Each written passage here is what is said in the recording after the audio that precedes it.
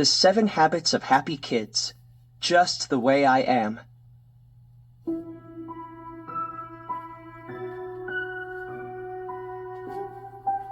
Pokey Porcupine was sad. Every time he walked by Biff Beaver, Biff made fun of him. "Hey, Pokey, your quills look like a pile of toothpicks." Pokey would go home and look in the mirror. "Biff is right," thought Pokey. "My quills are ugly. So ugly, I'm not going to school anymore." His friends tried to help. "I like your quills," said Goob Bear. "They're spiky." "He's being outlandish," said Sophie Squirrel. "Out what?" said Sammy Squirrel. "It means silly," said Sophie. "There's nothing wrong with your quills." "I think he's wooed," said Tagalong Allie the Mouse.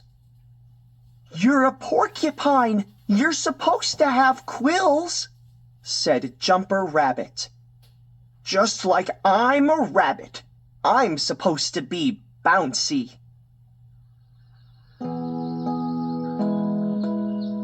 Pokey went for a walk in the meadow. He thought about what his friends had said. He stopped and looked at his reflection in Cherry Creek. He wiggled his quills up. He wiggled his quills down. They made a nice tinkly sound in the wind. They sparkled in the sun. Pokey decided that his quills weren't so bad. "I like myself," he thought, "just the way I am." The next day, Pokey went back to school. "How come your quills poke out so far?" said Biff. Pokey smiled and walked away. He was not going to let Biff ruin his day. The next morning, Pokey decided he liked his quills so much he would show them off at school. All of his friends gathered around him. "I wish I had quills," said Biff.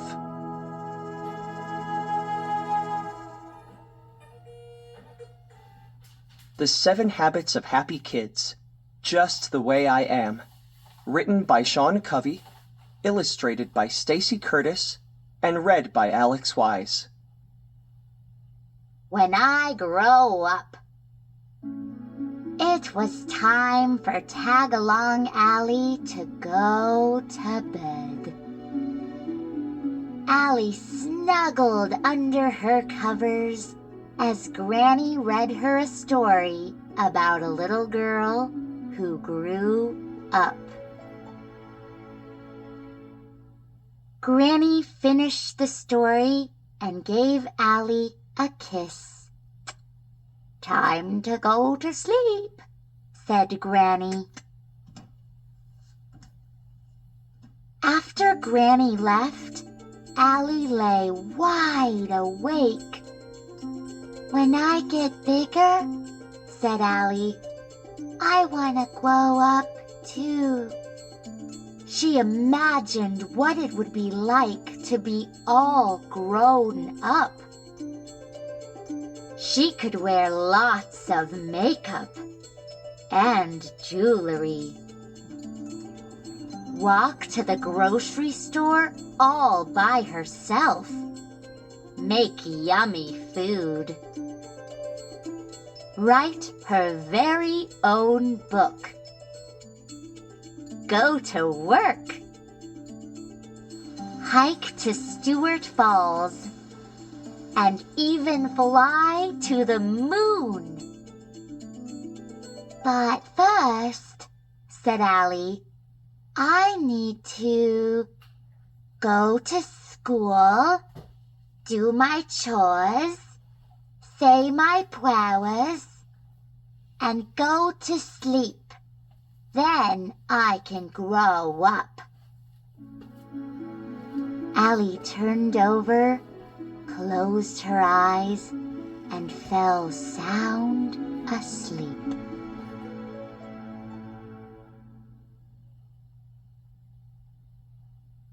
Written by Sean Covey, illustrated by Stacy Curtis, and read by Lexi Friedel. Simon & Schuster presents The 7 Habits of Happy Kids, A Place for Everything.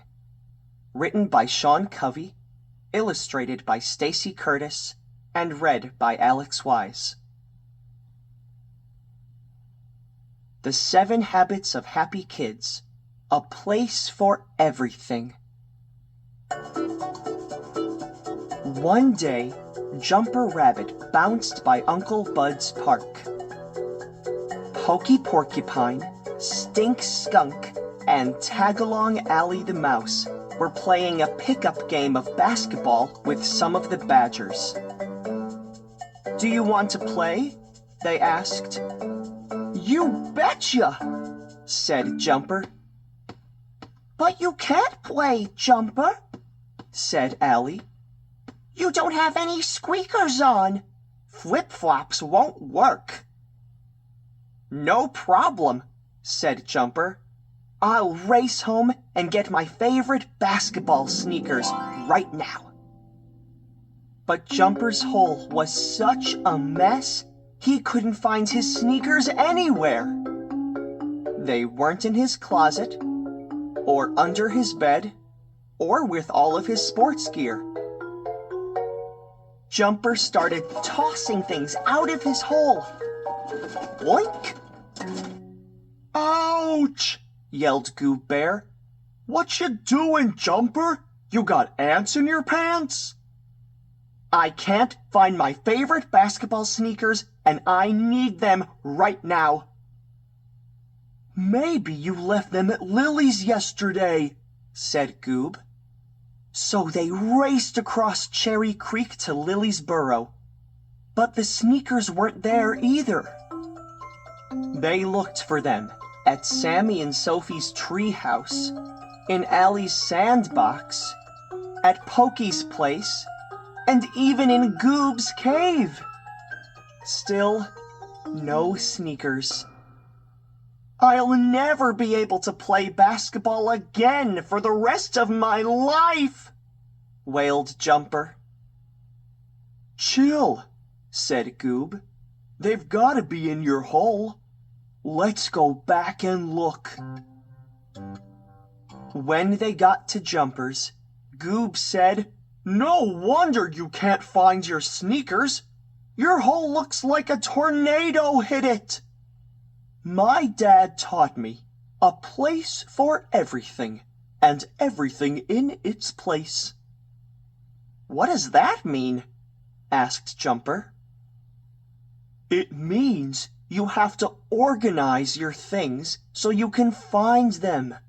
Otherwise, you waste a lot of time looking for stuff." "Oh," said Jumper. "Can you help to magnetize? Or whatever that word is?"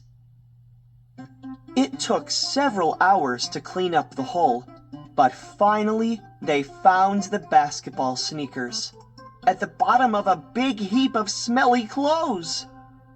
They also found other things Jumper had been missing for a long time, like his remote control helicopter and the silver dollar that his grandpa gave him.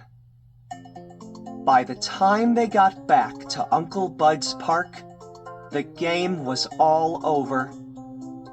"Bummer," said Jumper. "Don't worry, Jumper. You'll be ready next time," said Goob. "Let's not let it ruin our day. Let's go look for ladybugs instead. Have you seen my magnifying glass?"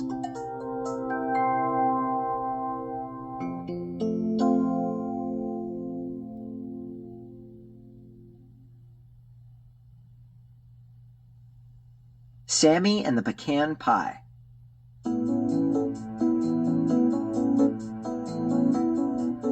Sammy and his twin sister Sophie usually got along, but sometimes he wished she didn't do everything right. One day at school, Ms. Hoot said, "Ruffle my feathers, Sophie! You got 100% again!"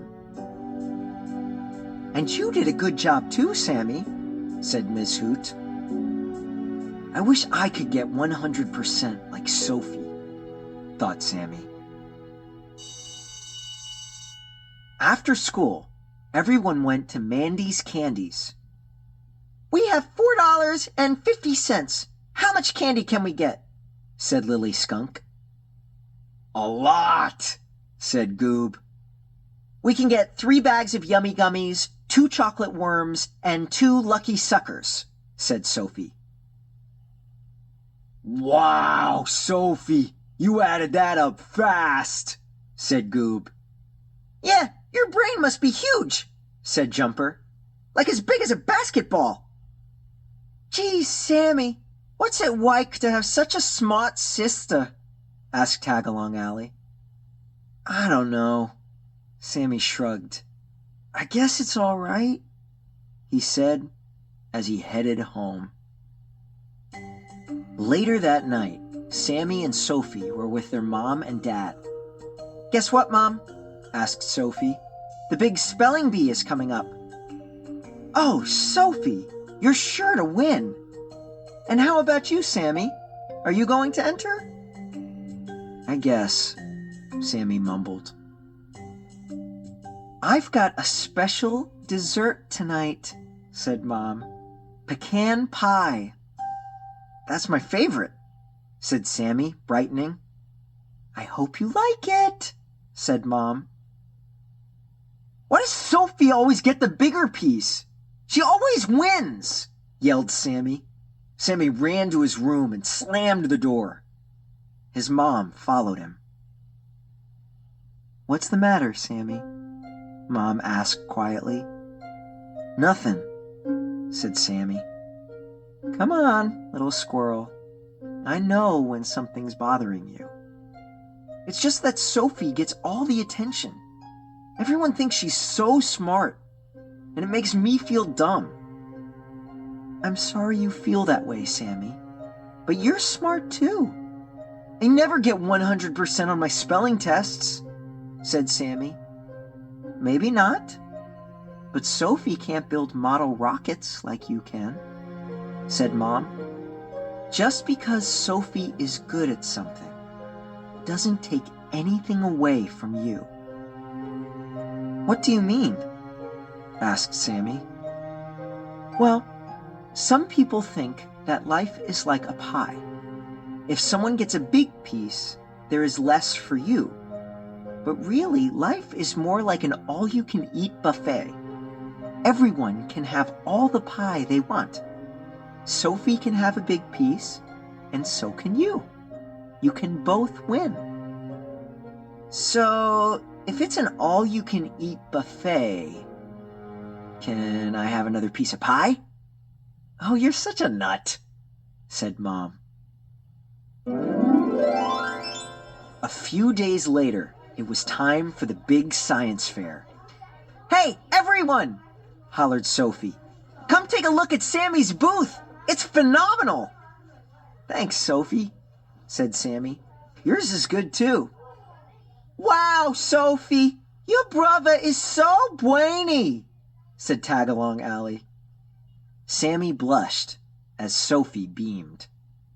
"The science fair was a blast today," said Sammy as they walked home. "I hope Mom has some pie left." "Yeah, as long as I get the biggest piece," said Sophie, winking at Sammy. "I think there's more than enough for both of us," said Sammy. "Last one home's a rotten egg."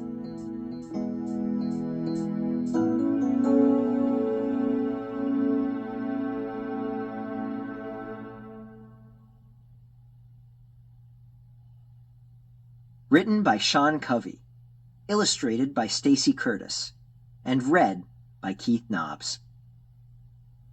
Lily and the Yucky cookies. "Is it going to rain all day, Dad? Said Lily Skunk. My friends were going to Fisheye Lake today. Now there's nothing to do.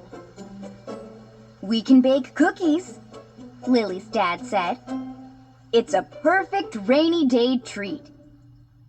Yum, said Lily's little brother, Stink. I've seen Mom do it 100 times. I know exactly what to do, Lily said. Well, her dad said, let's check the recipe just to be sure. First, you have to mix 2 cups of flour, a half cup of sugar, and a pinch of... Are you listening, Lily? Asked Dad. Dad, said Lily, I don't need a recipe. I know what I'm doing. Be careful, Lily. You're moving awfully fast, her dad said. It's all right, Dad. They'll be perfect. Lily finished mixing, and her dad helped her put the cookies in the oven. Look, Lily, the sun is coming out, Stink exclaimed. You can go to Fisheye Lake now. Can I come?